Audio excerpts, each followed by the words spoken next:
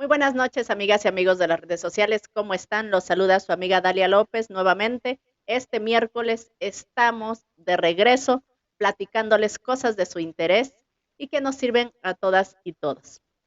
Pues bien, quisiera invitarlos a que nos escuchen por Temet Radio, por CB Radio y por supuesto que nos escuchen por medio de Spotify en Mujeres Transformando Vidas y que nos se suscriban en la página de YouTube Mujeres Transformando Vidas. Los invito a que me sigan en mi página Dalia Leticia López Herrera y puedan ver todos los capítulos que se han perdido. Bueno, el día de hoy vamos a tocar un tema muy interesante que se llama omisión y revictimización sin consecuencias en México. No se puede alcanzar la igualdad de género si no procuramos la seguridad y la impartición de justicia para mantener la paz entre las personas. El acceso a una vida libre de violencia debe ser una realidad en México. Pues bien, amigas y amigos, precisamente hoy les quise hablar de este tema porque tuve el honor de ser invitada a el primer foro estatal para la creación del Plan de Desarrollo Estatal 2022-2028. Y precisamente me invitaron a la mesa de igualdad de género. Y bueno, de ahí nace la inquietud de poder platicarles un poco de qué se trató, qué es lo que expusimos y por qué es tan importante acentuar, visibilizar toda esta problemática y por supuesto hacer propuestas de soluciones. La violencia contra las mujeres y niñas es la más extendida violación de derechos humanos que impide el progreso para la paz y justicia.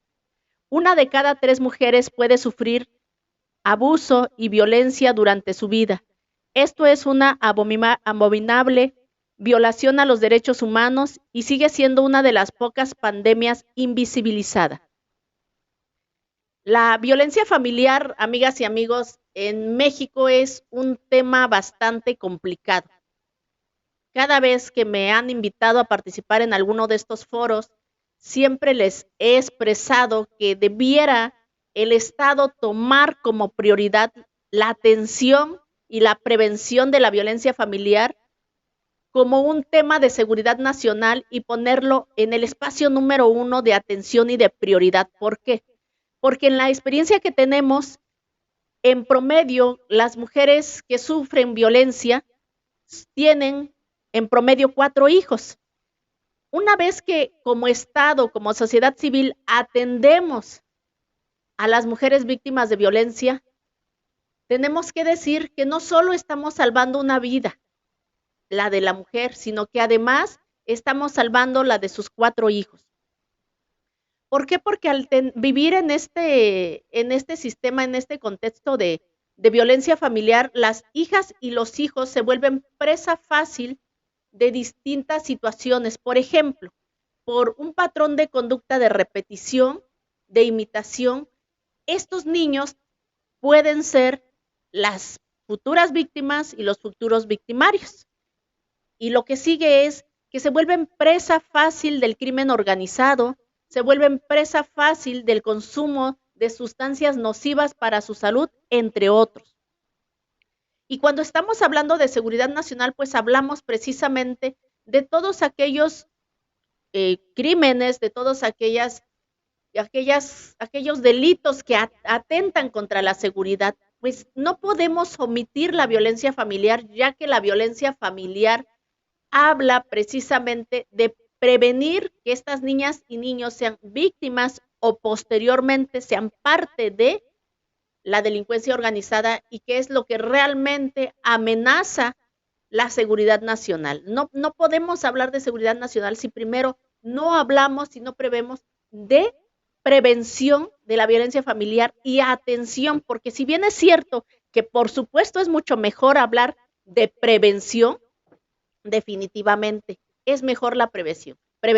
Pero también tenemos que reconocer que según las estadísticas, pues la violencia familiar ya nos rebasó. Por lo tanto, ya no podemos quedarnos únicamente en la prevención, tenemos que dar atención.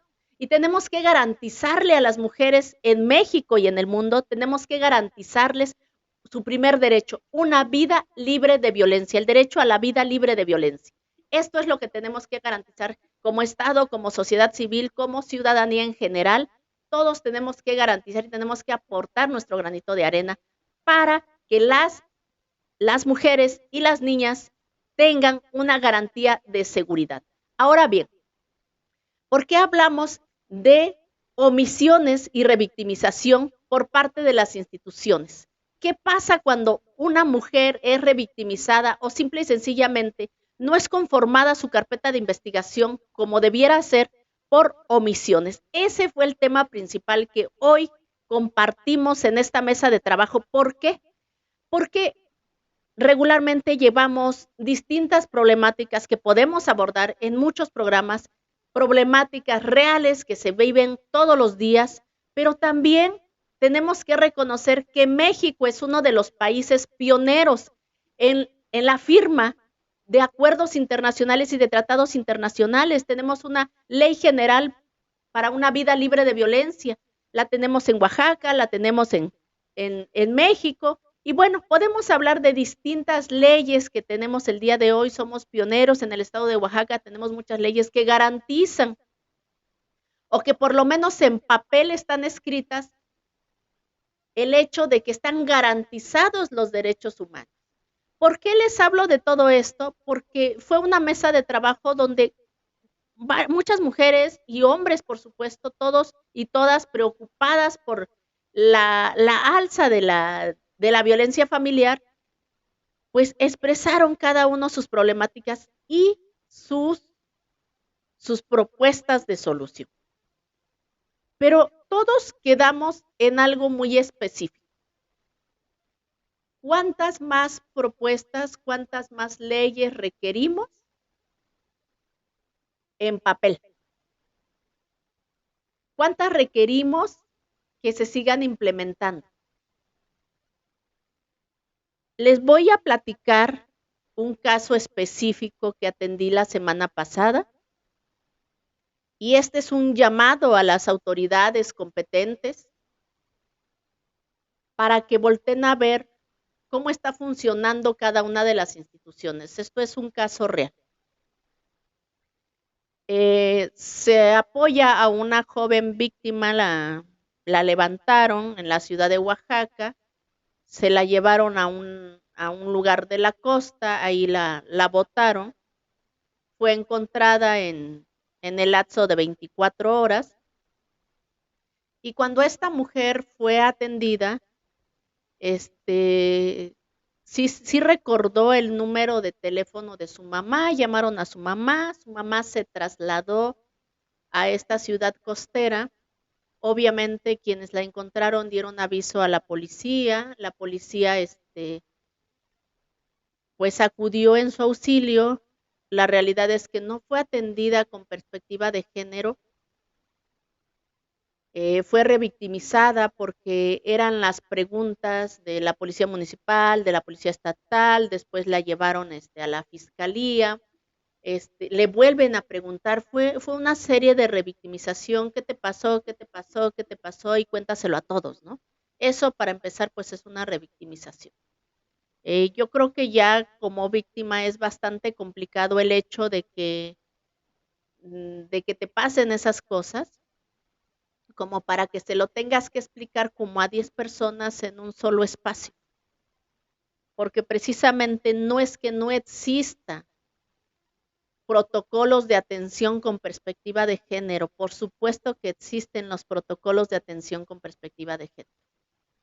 Pero ¿cuál es la diferencia? No tenemos que pedirle al Estado que elabore o que crea una nueva ley que se llamen protocolos de atención con perspectiva de género. No, porque ya existe. Aquí el llamado es a decirles cómo le hacemos para que los funcionarios públicos apliquen estos protocolos que ya existen. Ese es el punto. Por omisión, puede ser por desconocimiento, incluso en algunos casos por corrupción. Ahora bien, Bueno, ya la interrogan toda la noche, la tienen en un lugar incómodo, al otro día la acuden a fiscalía, bueno, la dan de alta, la checa un médico perito, todo esto, y la regresan a la ciudad de Oaxaca. Su mamá tuvo la visión, tuvo a lo mejor la posibilidad económica de poderla llevar a un ginecólogo de manera particular. Y cuando la lleva al ginecólogo, le hace la recomendación, le dice, ¿sabes qué? Existe un protocolo de atención para las mujeres víctimas de este tipo de violencia. Y el Estado tiene que proveer dentro del protocolo, que es la norma 046, donde te tienen que proveer retrovirales que no son nada baratos y que previenen el contagio de VIH, de sífilis y de otras enfermedades de transmisión sexual, porque obviamente esto ocurrió, no sabemos con quién, son personas desconocidas y se tiene que aplicar a todos y todas que sean víctimas de violencia sexual. Entonces, acudieron a la institución que corresponde, que anteriormente se llamaba Cuesida en Oaxaca, y pues para colmo era domingo, y pues no hubo quien los atendiera. Y hasta donde yo sé, esta institución tiene un médico de guardia que debiera estar presente en el momento que se buscó el apoyo. ¿Por qué? Porque en ese lapso cumplía las 72 horas. La norma 046 nos habla que dentro del protocolo de atención a las personas víctimas de violencia sexual debe aplicarse este protocolo de medicamentos, de retrovirales entre ellos, y una serie de estudios y se le da seguimiento durante un año para descartar que esta persona haya sido contagiada. Esto no solo por la atención a la integridad de la víctima, sino que además por un tema de prevención de salud pública, porque además es una persona que puede ser candidato, que es candidato o candidata a ser una persona portadora de VIH, de sífilis y de otras enfermedades. Y obviamente todo esto que implica, pues también recae en el Estado, porque el Estado tiene que proveer la atención de medicamentos para las personas que sean portadores de. Bueno, el hecho es que quien le dio la información a la mamá que debería conseguir esos retrovirales, pues fue precisamente el ginecólogo. Acudieron a lo que era antes Cuesida, no había nadie de guardia,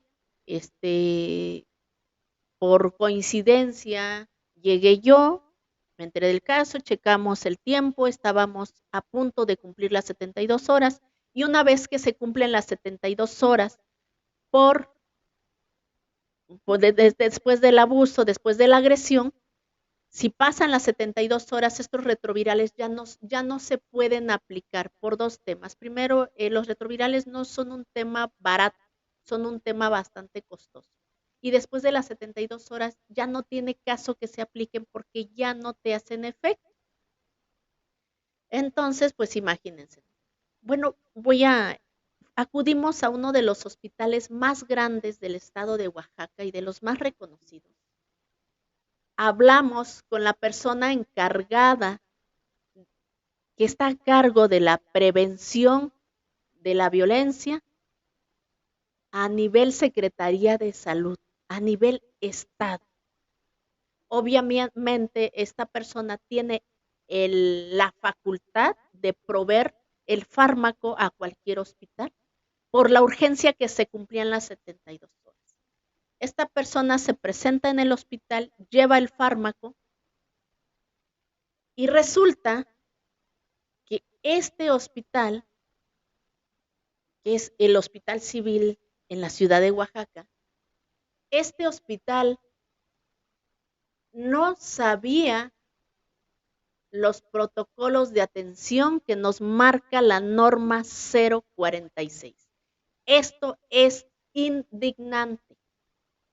En el servicio de urgencias, el médico de urgencias solicitó que fuera acompañado por personal de fiscalía, que llevara una orden por parte de fiscalía. Obviamente, en ocasiones, la víctima entra primero por denuncia y después al tema médico ya lleva un documento. Y nosotros ya llevábamos el documento. Pero en otras ocasiones la víctima entra primero por salud y después es canalizada a fiscalía. El protocolo prevé las formas de atención dependiendo cómo sucedan las circunstancias. No se encontraba la persona encargada, que es el médico encargado de epidemiología. Las trabajadoras sociales dijeron que le correspondía a otra médica y bueno, cada quien se aventó la pelotita. El hecho es que tuvimos que hablar con el asistente de dirección, ojo, del hospital más grande del estado de Oaxaca. ¿Y qué creen? No sabía el protocolo. Y sus médicos, al desconocer el protocolo, no estaban dispuestos a aplicar los retrovirales. Estamos hablando de una vida. Entonces aquí el llamado o el grito de atención no es: por favor, elaboren un protocolo de atención para mujeres víctimas de violencia sexual. No, es: señores, apréndanse el protocolo. Tenemos un problema de salud pública a consecuencia, aparte de la revictimización, porque tuvieron a esta mujer muchas horas sentada en la fila con las demás mujeres para atención ginecológica. Estaba la persona encargada que tenía la autoridad y que llevaba el retroviral en sus manos y que no se lo estaban recibiendo porque desconocían los protocolos de atención. En otros años me ha tocado ser representante en el sistema PASE del estado de Oaxaca. El sistema PASE es prevención, atención, sanción y erradicación de la violencia para las mujeres en el estado de Oaxaca. Que en el caso de los municipios que están declarados con alerta de género es obligatorio tener. O bueno, la ley general del estado de Oaxaca nos los marca para todos los municipios. Pero en este caso es obligatorio o por lo menos se le da más seguimiento a los municipios que están declarados con alerta de género. Y yo he escuchado a los secretarios, a los jefes de sector, a los directores de hospital decir que su personal está capacitado con todas las normas y protocolos de atención. Y yo los he escuchado decir que todas las jurisdicciones en el estado de Oaxaca están capacitados para atender con perspectiva de género. Y cuando nos vamos al fiscal, el fiscal menciona lo mismo, que todo su personal está capacitado para atender con perspectiva de género. Y cuando llegan las víctimas, resulta que le dicen: ay, señora, ¿está segura que quiere denunciar? Y si no, regrésese a su casa, si de todas maneras se va a reconciliar. Eso no es perspectiva de género. Pero el discurso de escritorio es uno. Y la atención es totalmente diferente. Por eso es este tema de omisión y revictimización sin consecuencias en México. Yo quisiera preguntar, ¿acaso el trabajo de estas personas que no están capacitados en estos protocolos, no estoy hablando de su formación académica, porque obviamente que la tienen, estoy hablando en los protocolos de atención? La norma 046 no existió desde hace un año, desde hace 2 años. Es obligatorio que cada uno de los funcionarios, de los servidores públicos que atienden a mujeres víctimas debieran estar capacitados. Y si esta mujer hubiera ido sola y si su ginecólogo no le hubiera dicho que tenía que aplicarse este protocolo de atención y que era urgente, que esto estaba poniendo en riesgo su vida, y si no hubiéramos acudido a esta funcionaria, a esta persona que que muy amablemente, que fuera de su horario, que una mujer que definitivamente está comprometida con su trabajo y con su función pública, que en domingo y a la hora acudió al apoyo, acudió al hospital de civil en el estado de Oaxaca, acudió para hacer su trabajo, a pesar de que no estaba en horario de trabajo. Yo reconozco ampliamente a esta persona, a esta servidora pública que cumple con sus responsabilidades. Y si no hubiéramos tenido toda esta cobertura, la pregunta es, ¿cuántas mujeres se regresan de ese hospital y de todos los hospitales de Oaxaca sin ser atendidas por los protocolos, por desconocimiento?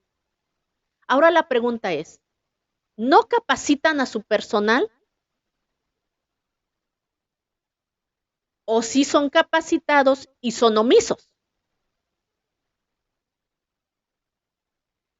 El personal de fiscalía no le informó a la usuaria que tenía que cumplir con este protocolo por salud, por un riesgo de vida. Tampoco se lo notificó. El médico legista tampoco se lo notificó. Entonces, tanto una institución como la otra recayó en revictimización, en no aplicación de protocolos y en omisiones, por supuesto, que pusieron en riesgo la vida de una persona, y eso fue nada más ese día y de lo que tuvimos conocimiento. Por eso es este tema de omisiones y revictimización por parte de las instituciones sin ningún castigo. ¿Requerimos otra norma 046? No. Requerimos que los 3 niveles de gobierno sean sancionados por omisos. Requerimos políticas públicas aplicables a la vigilancia del cumplimiento de las mismas con los servidores públicos, que sean vigilados y que sean severamente sancionados. Por supuesto que requerimos más políticas públicas, sí, pero de nada nos sirven si no son aplicables. Si en la realidad no están dentro de la impartición de justicia, si ponen en riesgo a las mujeres, si ponen en riesgo a las niñas. Ese fue el tema que abordamos el día de hoy. A mí me pareció muy importante compartírselos porque esto pasa. En una siguiente ocasión vamos a invitar a una persona especializada que nos platique de la norma 046 y cómo la podemos exigir en los hospitales, porque nadie está exento y porque además como servidores públicos debiéramos tener conocimiento. Claro, quienes son servidores públicos. Yo no soy servidora.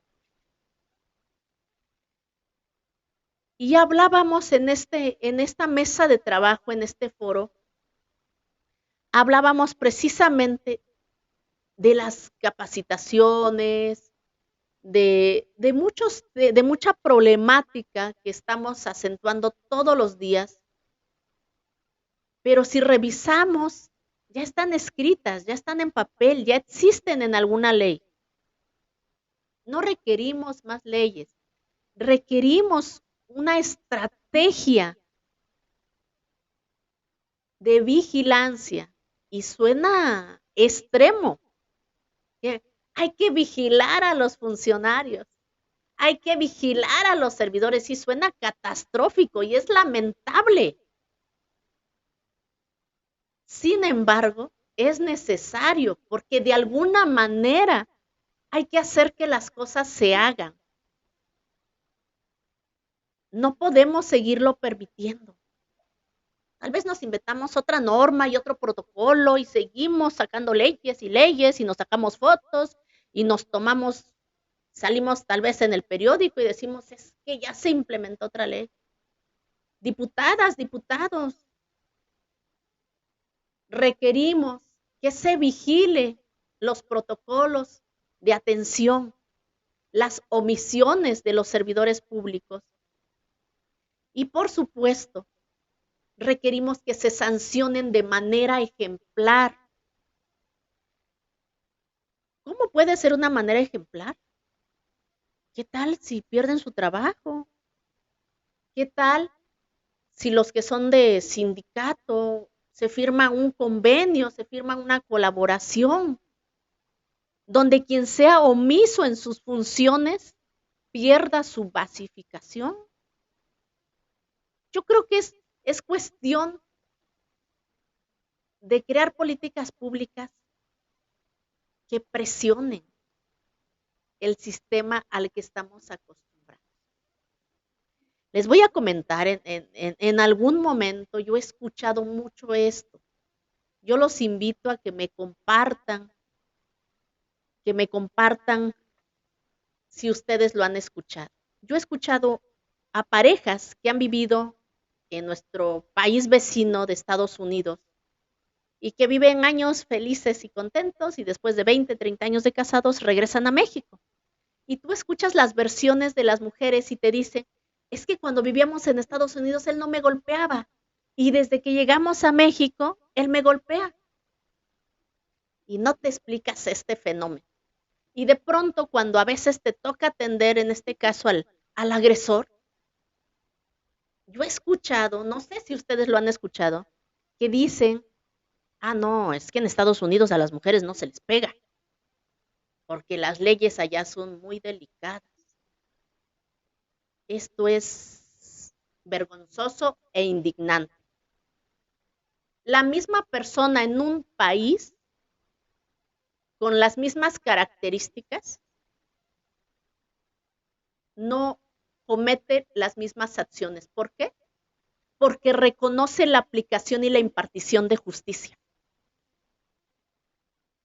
Y en su país piensa que puede hacerlo sin tener consecuencias. Tiene la certeza jurídica, pareciera, que puede violentar los derechos de otras personas y que no va a tener consecuencias. Y manejan esa premisa. Eso es vergonzoso, pero es una realidad que tenemos. Dentro de las fiscalías, la atención, no siempre, yo siempre he dicho que hay servidores públicos éticos, responsables, profesionales, pero también no los hay. Porque no solo es el sector salud, son los distintos sectores. Voy a platicar otro caso que igual en algún momento me tocó atender. La víctima llega a la Fiscalía Regional de aquí de la ciudad, pasa por todos los protocolos. En ese tiempo también nos tocó discutir con el director, con el encargado de la jurisdicción y con todos los habidos y por haber, porque sucedió exactamente lo mismo. Llegamos de fiscalía al hospital para su atención y la aplicación de protocolos, y resulta que era fin de semana y resulta que ni la trabajadora social, ni el médico de guardia, nadie sabía qué hacer. Y bueno, como sea, se superó exactamente lo que pasó en estos momentos, se superó y se les dio el protocolo antes de las 72 horas. Bueno, ¿pero qué pasó? Logramos judicializar el caso, avanzamos y resulta que el agresor ya estaba judicializado y resulta que el agresor se presenta voluntariamente. La víctima obviamente no estaba cerca porque no podía estar cerca, su vida estaba en riesgo, la vida de toda su familia estaba en riesgo, toda su familia estaba amenazada si ella demandaba y obviamente ya había una demanda, por lo tanto había un riesgo latente. Y yo les puedo decir que a esta mujer yo la vi completamente, nunca supe su color de piel hasta no sé cuánto tiempo después, porque estaba totalmente morada, todo su cuerpo estaba morado, todo su cuerpo. Estaba muy lastimada físicamente y de manera visible. Y bueno, nos llama el juez, nos habla a las 10 de la mañana y nos cita para las 2 de la tarde para la primera audiencia. Obviamente la víctima no estaba a la mano, no iba a alcanzar a llegar. Se tuvo que nombrar a una abogada adicional para que ella pudiera entrar a la audiencia. Y lo sorprendente de todo esto es que el juez dictó no vinculación a proceso por una razón. Según el médico legista, no había lesión vaginal en una agresión sexual. Y por supuesto que también causa indignación. ¿Por qué? Porque él alegaba que el Código Penal del Estado de Oaxaca decía que sin lesión vaginal no había violación.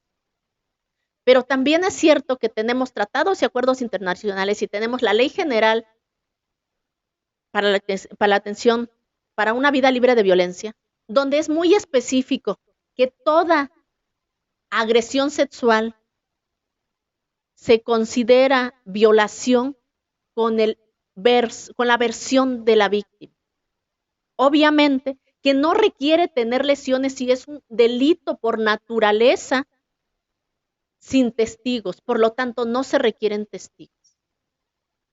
El juez no aplicó perspectiva de género y se basó en una ley donde no se considera la perspectiva de género. Todos los tratados y acuerdos internacionales y las leyes generales se las pasó por el arco del triunfo y no vinculó a proceso. ¿Qué pasa? Que como no hay una sanción ejemplar para ese juez, lo siguen haciendo. Y también quiero levantar la voz por mi paisana María Elena Ríos. Hace unos días, su agresor lo estaban dejando en su casa para que siguiera el proceso. También es indignante. Eso es una aplicación de justicia por parte del juez sin perspectiva de género, poniendo en riesgo la vida de las usuarias por juzgar sin perspectiva de género. Eso es indignante. Distintas organizaciones en el país, distintos funcionarios, incluido el gobernador, levantaron la voz en desacuerdo por este dictamen de este juez. El día de ayer lo rectificó y se queda el agresor o el imputado se queda dentro del proceso, se queda dentro de la cárcel. Se modificó el día de ayer. ¿Qué pasa, México? ¿No hay sanciones para los que imparten justicia sin perspectiva de género? ¿Requerimos otra ley? No. Requerimos que haya sanciones ejemplares a los servidores públicos que son omisos, probablemente corruptos o simple y sencillamente no cumplen con las capacitaciones que se les requiere en actualización de derechos humanos. Por esa razón, el día de hoy quiero levantar mi voz para que haya políticas públicas reales de vigilancia y sanciones ejemplares. El mismo agresor en Estados Unidos y en México actúa diferente porque sabe que en México no hay consecuencias. Somos de los países de Latinoamérica que más tratados internacionales ha firmado. Tenemos leyes propias. que garantizan los derechos humanos de las mujeres, pero están en papel. No se están ejecutando. Y a los servidores públicos encargados de impartición de justicia no están siendo sancionados. El día de ayer, esta semana, este juez fue señalado por la sociedad en general, pero también por altos funcionarios, y modificó su dictamen. Pero ¿qué pasa con todos aquellos casos que no son visibles, que no se tienen los reflectores, que no se tienen los medios para pagar un abogado, una abogada? ¿Qué pasa con todos aquellos? Las omisiones, las revictimizaciones que yo les presento de estas 3 mujeres, en donde el resultado es totalmente diferente, pero ¿y si no tuvieran el acompañamiento? ¿Cuántas mujeres no han tenido el acompañamiento y han sido revictimizadas y probablemente se han quedado con el estigma para toda su vida, con el daño de no solo haber sufrido una violación, de no solo la experiencia de todo lo que implica en el primer caso, pues del rapto, la privación ilegal de su libertad, la violación, en el segundo caso, de la violación y la agresión por un ser cercano, una persona cercana, que le juró quitarle la vida a toda su familia si ella denunciaba. Y sin embargo, se arriesgó. La tercera, a quien el mismo juez está poniendo en riesgo su vida. ¿Por qué razón? No lo sé. Y está dejando en libertad al imputado, sabiendo que esto pone en riesgo la vida de esta mujer. Esos son 3 casos aislados en distintos tiempos, en distintos años. No tenemos el tiempo suficiente para compartir más, y lo que menos quisiera es compartirles casos de este tipo. Sin embargo, son las realidades que tenemos y por las cuales requerimos levantar la voz, hombres y mujeres. Basta de omisiones, basta de acuerdos en lo oscurito, basta de corrupción, basta de fingir que sí se hacen las cosas, de decir que están capacitados con protocolos específicos y no lo están. O tal vez sí lo están y simple y sencillamente eligen ser omisos porque no hay consecuencias, porque no pasa nada. Amigas y amigos, esta es la realidad de nuestro hermoso México. Estos 3 casos que les estoy planteando son del estado de Oaxaca. ¿Requerimos más políticas públicas? Sí. Requerimos una de manera urgente. Vigilar la atención de los servidores públicos y sancionar de manera severa para que no se repita esta revictimización a las mujeres, niñas y niños en México. Les agradezco mucho que me hayan escuchado. Levanto la voz desde aquí. Espero sus comentarios. Mujeres, denuncien. Requerimos que todas y todos denunciemos. Y siempre va a haber una forma.